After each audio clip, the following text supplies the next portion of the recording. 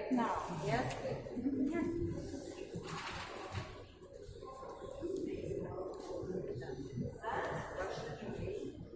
No, it's this clock was created in England, yes, by English master. He was very famous by its works of different mechanisms, yeah.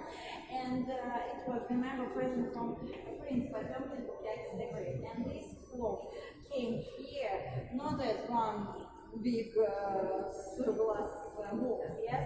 It's brought here like a lot of bags with different thousand details, yes.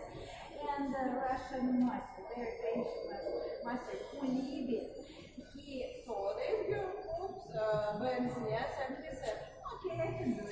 And he really fixed this book, this music box, but he added one detail. So from the beginning, this peacock, he's only raised up his tail, but after work of Kulibin, he started to turn around, and he showed his back to Catherine the Great.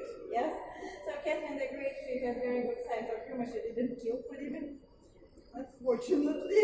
Yes, and so even nowadays, as you can see, these people's clock is still functioning. You can see they show once every Wednesday evening.